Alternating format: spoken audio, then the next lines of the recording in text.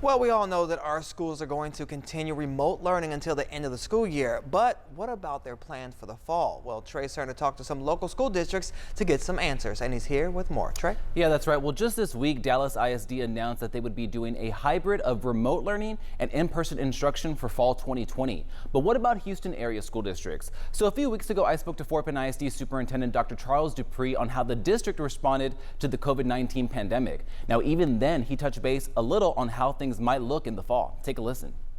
I think this pandemic and our experience in Fort Bend ISD is really going to change how we do business. If you think about students and their education, we are already doing this program we call blended learning in many of our schools on a pilot basis. Well, this just jumpstart that because every kid is learning online and every teacher is teaching online. That doesn't mean we're going to push to that 100%, but it means we may move a little more quickly to take that program district-wide. Now this week, Fort Bend ISD tells me that they did have discussions about the fall semester at this week's board meeting, saying in part, as of now, we have not made decisions about next year, but we are considering 3 scenarios: a traditional start, an online version, and a hybrid that would include students in combination of online and in-classroom instruction, end quote. Now, even smaller school districts are weighing their options. I spoke to Dr. King Davis, the superintendent of Sheldon ISD in Northeast Houston yesterday, and they're considering the same.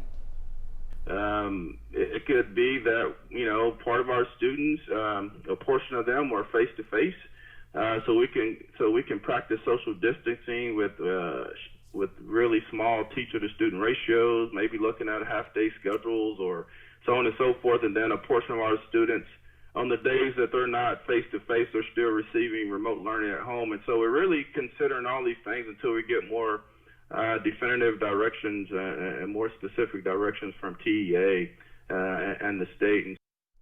Now, we also reached out to Pearland ISD, and a district spokesperson told us that they started a return to school committee, and they are also weighing the same 3 options as Fort Bend ISD and Sheldon ISD. Now, while each district doesn't have a definitive answer, one thing is certain: planning is definitely underway, and we should have a clearer picture of what to expect in the fall in the coming weeks.